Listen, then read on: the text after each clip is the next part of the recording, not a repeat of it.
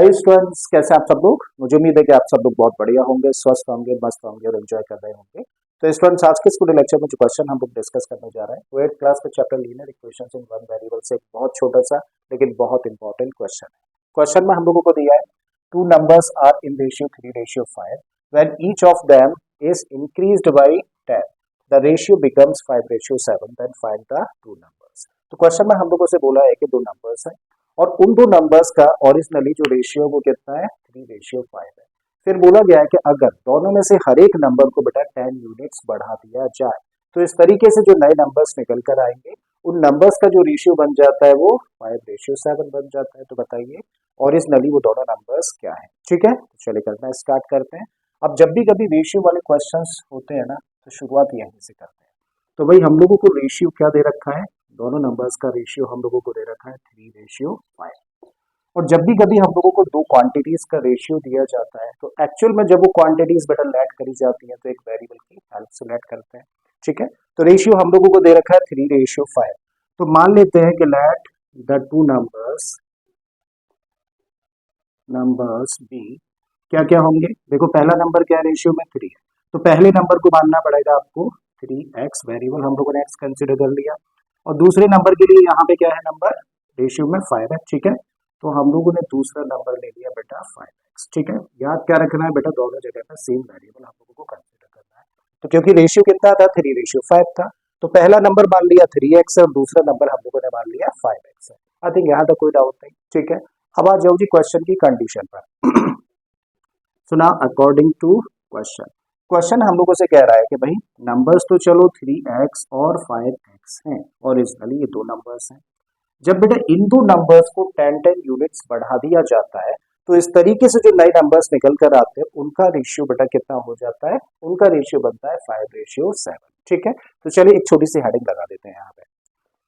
According to question बाद में लिखते हैं, right. So on increasing the two numbers by 10 we have तो बेटा हम लोगों को अब नंबर्स क्या मिलेंगे। देखो पहला नंबर 3x था, इसको अगर आप 10 इंक्रीज कर दोगे तो क्या नंबर बन जाएगा 3x प्लस 10 बन जाएगा। तो we have 3x plus 10 and दूसरा नंबर क्या बन जाएगा बेटा 5x था, 10 इसको भी बढ़ाया गया है तो ये क्या बन जाएगा 5x प्लस 10। मतलब बेटा 10 यूनिट्स बढ़ा देने पर जो नए नंबर्स निकल कर आते हैं वो ये होते हैं। करेक्ट है, यहाँ तक समझ आया।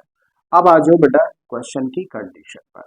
अब क्वेश्चन कह रहा है कि जब हम लोग बेटा 10 यूनिट्स नंबर को बढ़ा दें तो उनका रेशियो निकालना है, तो उनका रेशियो किसके बराबर होता है 5:7 के बराबर होता है।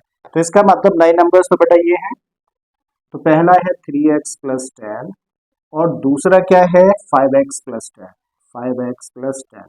तो इन दोनों का रेशियो किसके बराबर है, इन दोनों का रेशियो है 5:7 के बराबर।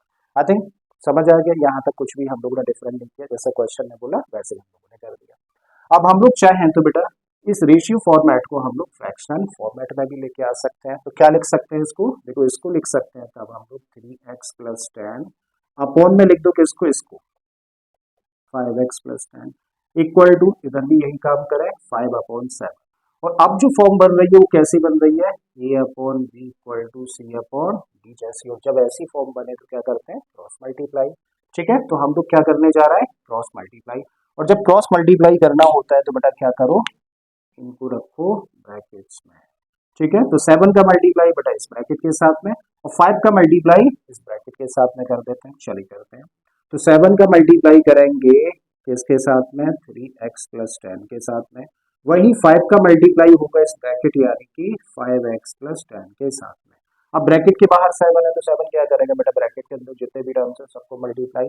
तो 7 का मल्टीप्लाई 3x में करेंगे तो बन गया 21x, 7 का मल्टीप्लाई 10 के साथ करेंगे तो 70। बिल्कुल ऐसे ही 5 का मल्टीप्लाई जब 5x के साथ में किया जाएगा तो बन जाएगा 25x, वही 5 का मल्टीप्लाई 10 के साथ करेंगे तो बन जाएगा 50। अब वेरिएबल वाला टर्म ये है और ये है, बेटा क्या करिए वेरिएबल्स तो एक तरफ लेके जाओ और कांस्टेंट दूसरी तरफ। ठीक है, तो ये क्योंकि बड़ा नंबर है तो बेटा हम लोग क्या करना है इसको इधर ट्रांसपोज कर देते हैं और इस कांस्टेंट को बेटा लेकर आ जाते हैं।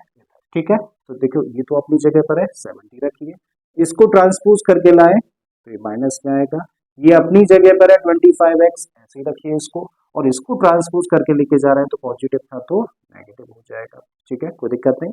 70 में से जब 50 को हम लोग माइनस करें तो क्या मिलेगा हम लोगों को, तब मिलेगा 20, और इक्वल के इधर आ जाए तो 25x में से 21x अगर हम लोग माइनस करेंगे तो क्या मिलेगा 4x। तो इस तरीके से बेटा x की वैल्यू क्या आ गई, उसके लिए हम लोग 4 को भी ट्रांसपोज करें, और क्योंकि 4 मल्टीप्लाई कर रहा है x के साथ तो ट्रांसपोज करेंगे तो डिवाइड करेगा। तो ये हुआ बेटा 20 और अपॉन में चला गया 4 और ये कट गया 5 टाइम्स। तो इस तरीके से x की वैल्यू क्या निकल कर आ गई 5। लेकिन फाइनली क्या हम लोगों को x की वैल्यू निकालनी है, नहीं, हमें तो क्या निकालना है, नंबर्स निकालने हैं। ठीक है, ये तो सिर्फ x की वैल्यू हम लोगों ने फाइंड करी है, जो वेरिएबल हम लोगों ने लेट कर लिया था साथ में इन रेशियो में दिए गए नंबर्स के। अब हम लोगों को क्योंकि नंबर्स फाइंड करने हैं तो लिखिए therefore the first number equal to, बेटा पहला नंबर क्या होगा, फर्स्ट नंबर हो जाएगा क्या 3x, और 3x का मतलब 3 इंटू एक्स की जगह पर रखिए 5 तो कितना हो गया 15, करेक्ट। दूसरा नंबर क्या होगा, दूसरा नंबर बेटा लेट किया है हम लोगों ने 5x, मतलब 5 इंटू एक्स की जगह पर 5 तो कितना आ गया 25।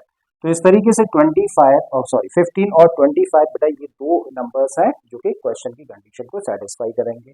मतलब ये हो गया बेटा आंसर इस क्वेश्चन का। तो मुझे उम्मीद है स्टूडेंट्स कि आप लोगों को क्वेश्चन अच्छे से समझ आ गया होगा। अगर ऐसा है तो प्लीज़ वीडियो को लाइक कर दें, चैनल को सब्सक्राइब कर लें, और बाकी किसी तरीके के क्वेश्चंस के लिए प्लेलिस्ट में चले जाइए। ऑलरेडी इस तरीके के बहुत सारे क्वेश्चंस आपका वेट कर रहा है। मैं फिर से आता हूँ एक नए क्वेश्चन, एक नए कॉन्सेप्ट के साथ में। Till then keep learning and thank you for watching this video.